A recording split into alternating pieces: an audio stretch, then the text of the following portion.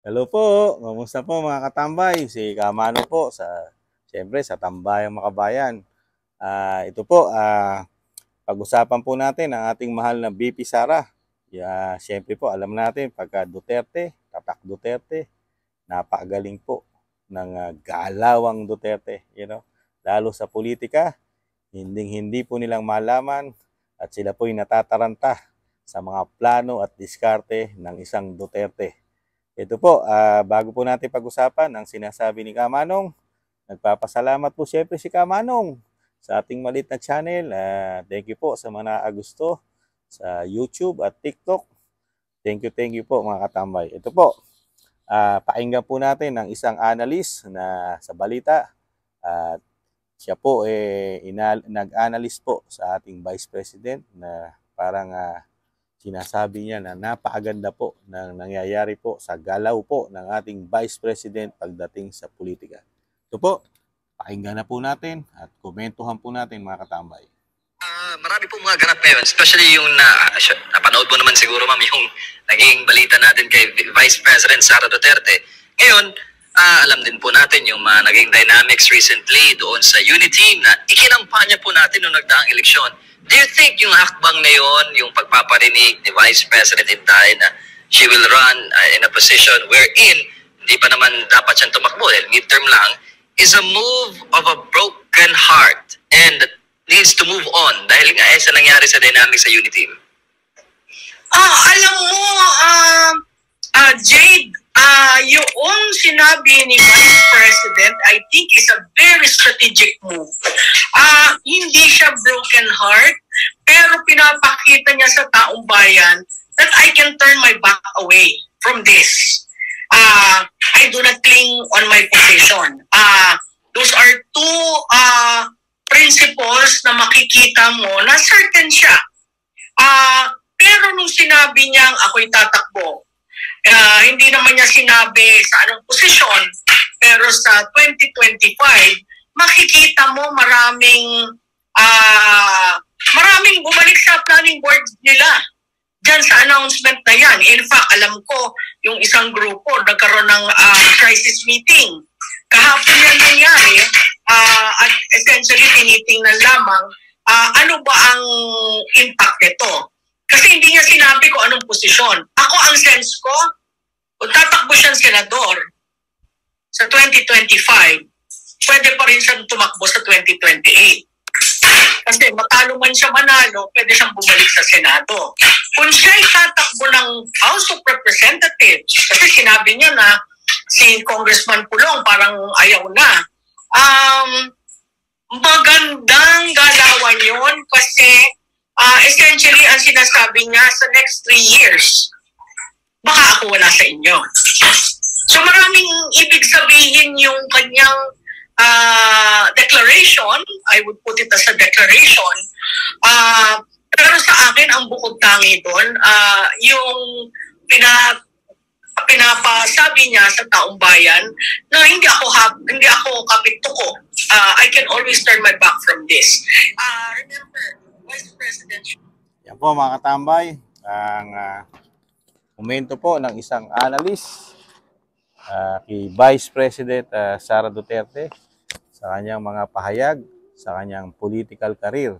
Siya po ay Vice President na ng Pilipinas, di po ba mga katambay? Pero sa kabila nun, nakikita naman po natin kahit hindi po natin naririnig magsalita ang ating BC, ang ating BP Inday, nakita po natin na wala na pong unit team ang administrasyon po natin ngayon na tinatawag noong umpisa pa, solidong norte at solidong south ang Mindanao, Bisaya, di ba? Ngayon po, wala na pong unit team sa tingin po ni Kamanong mga katambay. Dahil po, nakikita naman po natin kung ano po ang galawan di umano ng administrasyon po natin ngayon at ang mga nakapaligid po sa administrasyon po natin ngayon. Di po ba mga katambay? At ganun din po di umano sa Kamara at sa Senado at nahandyan pa ang mga kaliwang grupo, ang Makabayan Block na talagang kasama pa di umano mga media na talagang binabakbakan po ang BP Sara at ang mga Duterte. Di ba? na walang lubay, di ba? Inumpisahan na po nila last year sa confidential fund na hindi man lang maipagtanggol, di umano, ng kanyang ka-unit team na ating Pangulo, di ba? Ang kanyang Vice Presidente.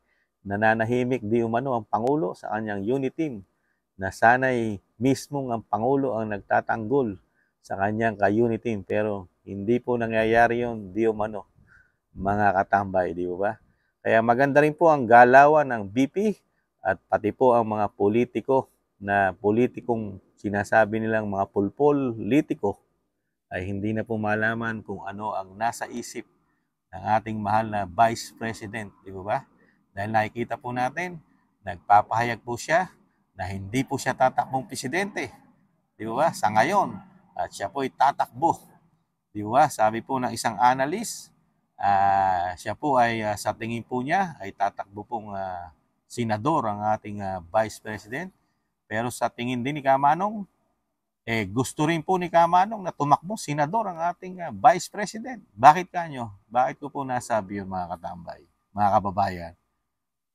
Para po, magulo at mataranta ang mga senador pagka ang ating Vice President ay napunta sa Senado. Dahil alam naman natin, ang napakalaking, korupsyon na nabunyag sa Senado at sa Kamara. Di ba? Itong mga nakaraang taon hanggang ngayon na hindi pa rin pinapaliwanag ng Kamara at Senado ang kanilang hindi maipaliwanag na extraordinary. Di po ba, mga katambay?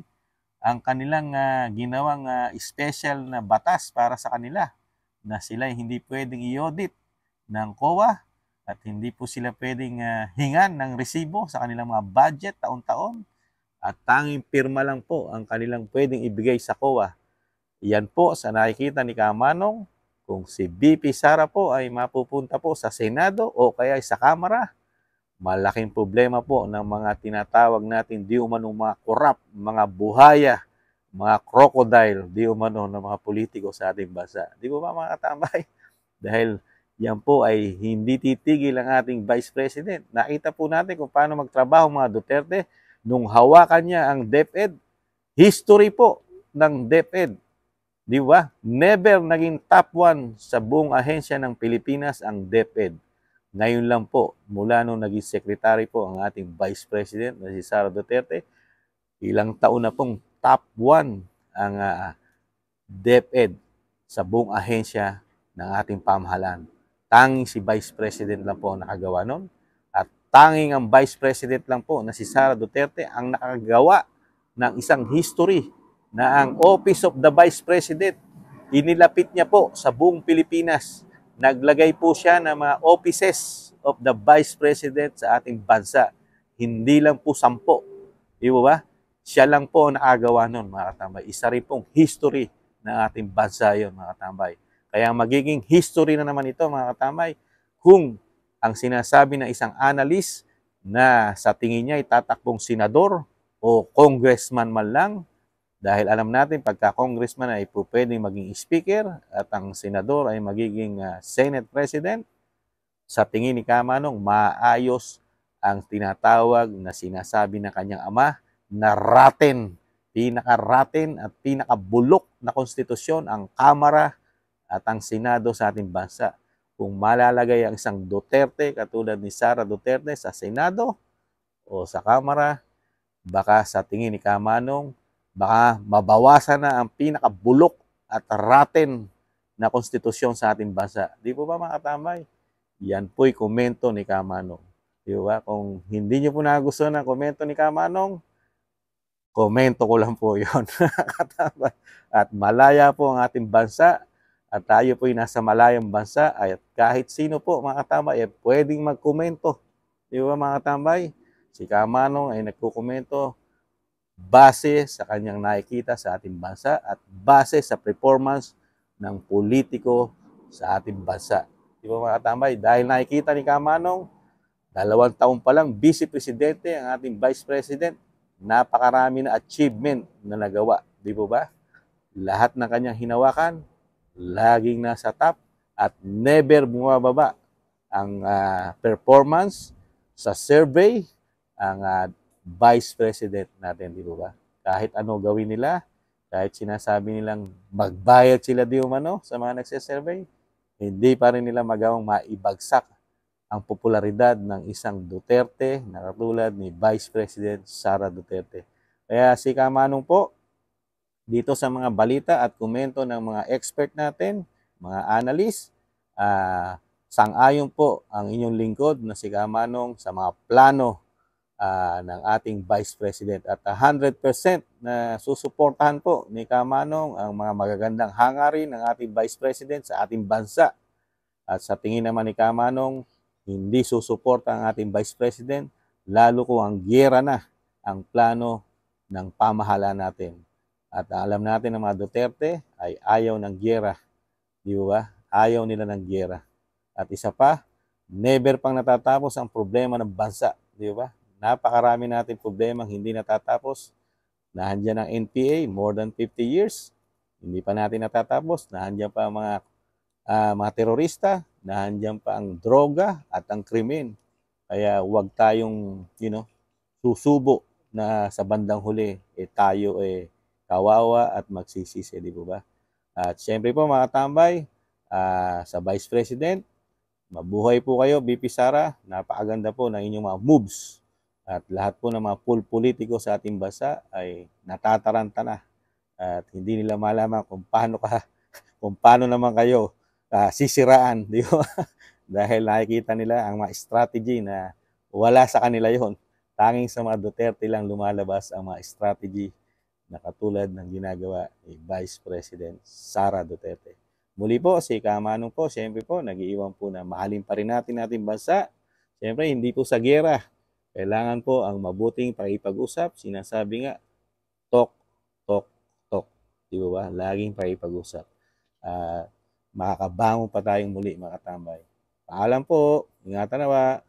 Bye-bye.